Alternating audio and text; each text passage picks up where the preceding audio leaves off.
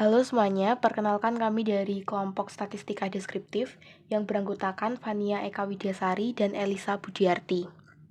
Pada video ini, kami akan presentasikan hasil analisis kami terkait penjualan sawi pagoda oleh Balai Hidroponik Salatiga selama masa pandemi pada tahun 2020, 2021, dan 2022. Hal yang melatar belakangi kami mengambil penelitian ini adalah budidaya tanaman secara hidroponik saat ini banyak digemari karena dapat dilakukan di lahan yang sempit. Salah satu yang menerapkan sistem ini adalah Balai Hidroponik Salatiga. Berbagai macam jenis sayur hidroponik yang dijual antara lain sawi pagoda, sawi pakcoy, bayam Jepang, kale, selada, dan lain-lain. Dari sekitar 40 jenis sayur yang dijual, produk unggulan yang dimiliki adalah sawi pagoda. Hal ini dikarenakan sawi pagoda jarang dibudidayakan oleh mitra sayur lain. Adanya pandemi COVID-19 ikut mempengaruhi penjualan sawi pagoda oleh Balai Hidroponik Salatiga selama tahun 2020, 2021, dan 2022. Banyaknya restoran yang tutup dan beberapa swalayan mengurangi penjualan sayur membuat Balai Hidroponik Salatiga tidak bisa menjual sayur yang mereka budidayakan termasuk sawi pagoda ke restoran dan swalayan yang bermitra. Berdasarkan latar belakang tersebut, penulis tertarik untuk melakukan penelitian terkait analisis penjualan sawi pagoda oleh Balai Hidroponik Salatiga selama masa pandemi COVID-19 pada tahun 2020, 2021, dan 2022 melalui pendekatan statistika deskriptif. Tujuan dari penelitian ini yang pertama adalah mengidentifikasi penjualan sawi pagoda oleh Balai Hidroponik Salatiga pada tahun 2020, 2021, dan 2022. Menyajikan penjualan sawi pagoda oleh Balai Hidroponik Salatiga pada tahun 2020, 2021, dan 2022 dengan berbagai macam penyajian data. 3. Mengidentifikasi rata-rata, median, dan modus dari penjualan sawi pagoda oleh Balai Hidroponik Salatiga. Dan yang terakhir adalah mengidentifikasi kemiringan dan keruncingan dari penjualan sawi pagoda pada tahun 2020, 2021, dan 2022. Selanjutnya, kita akan membahas mengenai landasan teori. Landasan teori ini terdiri dari statistika deskriptif, hidroponik, sawi pagoda, dan juga COVID-19. Yang pertama, statistika deskriptif. Menurut Sugiono, statistika deskriptif merupakan statistik yang digunakan untuk menganalisa data dengan cara mendeskripsikan atau menggambarkan data yang telah terkumpul sebagaimana adanya tanpa bermaksud membuat kesimpulan yang berlaku untuk umum atau generalisasi. Hal ini dimaksudkan agar dapat memberikan gambaran yang teratur, ringkas, dan jelas mengenai suatu gejala, keadaan, atau peristiwa yang terjadi sehingga lebih mudah untuk dipahami. Kemudian ada hidroponik. Hidroponik berasal dari bahasa Yunani hidros yang berarti air dan juga ponos yang berarti kerja. Menurut Susila, hidroponik merupakan cara budidaya tanaman tanpa menggunakan media tanah atau konvensional, tetapi dengan menggunakan media lain seperti pasir, air, arang sekam, atau rock wool dengan memberikan larutan hara yang mengandung semua unsur esensial yang dibutuhkan oleh tanaman. Selanjutnya yaitu sawi pagoda. Sawi pagoda atau yang dikenal sebagai tatsoi merupakan jenis sayur hijau yang banyak dibudidayakan di Asia, khususnya di Cina. Tanaman ini merupakan keluarga Cruciferae seperti halnya kubis crop, kubis bunga, dan brokoli juga lobak. Tanaman sawi pagoda memiliki kandungan gizi yang tinggi seperti vitamin B kompleks, vitamin A yang berguna untuk menunjang fungsi mata, protein, karbohidrat, magnesium, kalium, dan kalsium yang berguna untuk menunjang fungsi tulang, saraf, dan jantung. Kemudian ada COVID-19. COVID-19 merupakan penyakit baru yang muncul di Wuhan, Cina pada Desember 2019 dan mulai masuk di Indonesia pada tahun 2020. Oleh karena penyebaran COVID-19 yang sangat cepat, berbagai macam pekerjaan diharuskan dikerjakan dari rumah. Karena adanya COVID-19 ini, berbagai aspek kehidupan ikut terpengaruh. Pendidikan dan ekonomi masyarakat menjadi berkurang. Maka dari itu, pada tanggal 11 Maret 2020, WHO atau World Health Organization menetapkan peristiwa ini sebagai pandemi. Selanjutnya yaitu metode penelitian. Menurut Supriyati pada tahun 2012, objek penelitian adalah variabel yang diteliti oleh peneliti di tempat penelitian dilakukan.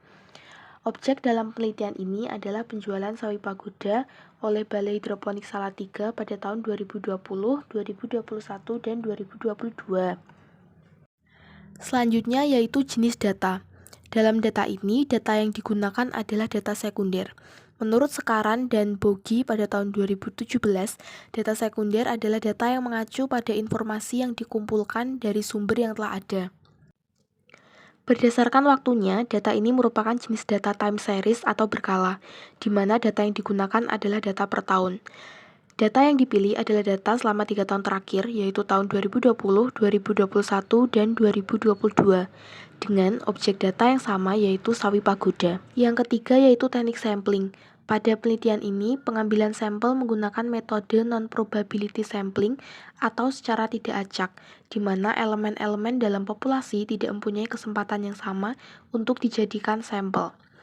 Metode non-probability sampling yang digunakan adalah purposive sampling, di mana sampel diambil berdasarkan kriteria tertentu. Dalam penelitian ini, penulis memilih sawi pagoda karena merupakan jenis sayur dengan penjualan tertinggi yang dibudidayakan sendiri. Selanjutnya ada teknik pengambilan data. Teknik pengambilan data yang digunakan dalam penelitian ini adalah dokumen, di mana peneliti mengambil data berdasarkan dokumen atau catatan dari peristiwa yang sudah berlalu, baik dalam bentuk tulisan, gambar, atau karya monumental dari seseorang. Dalam penelitian ini, penulis mengambil data berdasarkan dokumen purchase order dan penjualan sayur Balai Hidroponik Salatiga pada tahun 2020, 2021, dan 2022. Lalu kita akan membahas mengenai teknik pengolahan data. Yang pertama ada pengolahan data. Pengolahan data adalah kegiatan yang dilakukan setelah pengumpulan data yang akan diteliti telah terkumpul. Teknik pengolahan data dalam penelitian ini menggunakan Microsoft Excel untuk membantu mengolah data statistik. Yang kedua ada analisis data. Analisis data digunakan untuk memberikan gambaran atau deskripsi empiris atas data yang dikumpulkan dalam penelitian. Analisis yang digunakan dalam penelitian ini adalah analisis data deskriptif untuk mengetahui ukuran tendensi sentral, seperti mean, median, modus, momen, kemiringan, dan keruncingan. Selanjutnya masuk ke bagian pembahasan. Yang pertama yaitu tahun 2020. Penjualan pada tahun 2020 sebagai berikut. Setelah data diperoleh, maka dapat dicari ukuran tendensi sentralnya. Dengan rumus total penjualan dibagi banyak data, maka diperoleh rata-rata penjualan sawi pagoda selama tahun 2020 adalah 69 pack. Kemudian median atau nilai tengah dari penjualan sawi pagoda pada tahun 2020 adalah 66. Sedangkan modus atau nilai yang sering muncul dari data di atas adalah 65 dan 67. Selanjutnya yaitu momen, kemiringan, dan keruncingan. Untuk mencari kemiringan dan keruncingan, yang perlu dilakukan pertama adalah mencari momen sentral 1, momen sentral 2, momen sentral 3, dan momen sentral 4. Maka tahap selanjutnya kita bisa mencari kemiringan. Rumus kemiringan adalah momen sentral 3 dibagi simpangan baku pangkat 3. Dari hasil perhitungan, maka diketahui hasil dari kemiringan data tahun 2020 adalah 0,55. Karena nilai 0,55 lebih dari 0, maka menunjukkan bahwa kemiringan data di atas adalah kemiringan positif atau ke kanan. Terakhir adalah keruncingan. Dan dari perhitungan tersebut diperoleh hasil keruncingan adalah 3,25, di mana menunjukkan bahwa keruncingan data di atas adalah leptokurtik atau runcing karena nilai keruncingannya lebih dari 3. Selanjutnya yaitu penyajian data. Yang pertama ada diagram garis, yang kedua diagram batang, dan yang ketiga adalah diagram lingkaran. Selanjutnya yaitu data penjualan sawi pagoda pada tahun 2021 sebagai berikut. Dari data penjualan tersebut, maka dapat dicari ukuran tendensi sentralnya. Total penjualan pada tahun 2021 dibagi dengan banyak data. sehingga diperoleh rata-rata penjualan sawi pagoda pada tahun 2021 adalah 78. Dari data penjualan sawi pagoda selama tahun 2021, maka diketahui bahwa mediannya adalah 77,5. Dan yang terakhir adalah modus, atau nilai yang sering muncul dari data penjualan tahun 2021 adalah 103 pack. Berikutnya yaitu momen kemiringan dan keruncingan. Seperti yang sebelumnya, momen dapat dicari sebagai berikut. Dari hasil perhitungan, maka dapat diperoleh nilai kemiringan negatif 0,38. Hal ini menunjukkan bahwa kemiringan data di atas adalah kemiringan negatif karena nilai kemiringan lebih kecil daripada 0. Selanjutnya yaitu keruncingan, di mana menunjukkan bahwa keruncingan data di atas adalah platikurtik atau landai karena nilai keruncingan kurang dari 3.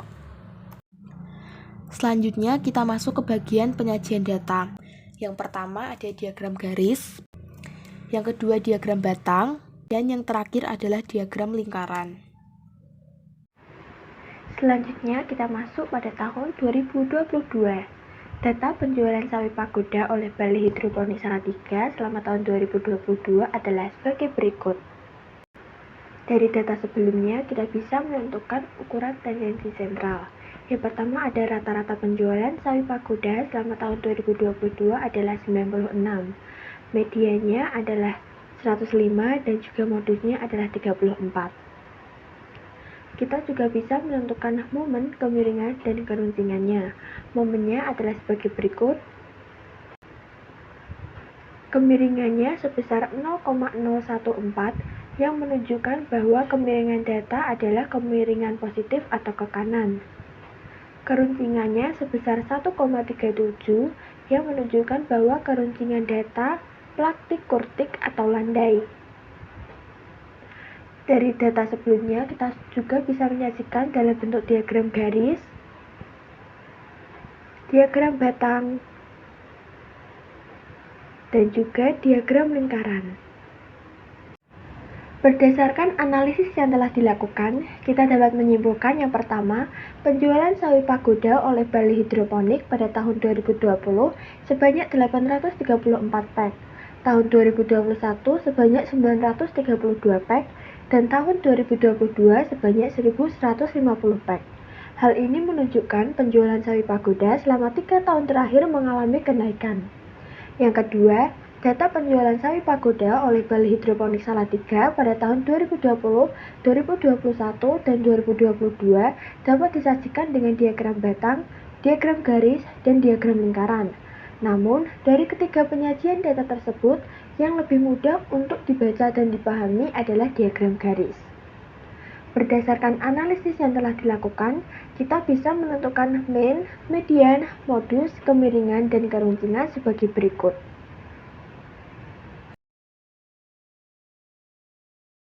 Selanjutnya yaitu saran. Yang pertama, penulis menyadari dalam penelitian ini sumber dan referensi yang digunakan masih kurang. Oleh karena itu, bagi penelitian selanjutnya agar lebih memperbanyak sumber dan referensi yang akurat terkait permasalahan yang diteliti. Dan yang kedua, bagi peneliti berikutnya, sebaiknya waktu yang digunakan untuk meneliti dan mengumpulkan data lebih diperpanjang, agar dapat melakukan wawancara untuk hasil yang lebih akurat. Berikut daftar pustaka yang kami gunakan. Sekian presentasi dari kami. Jika ada kurangnya, kami mohon maaf. Terima kasih.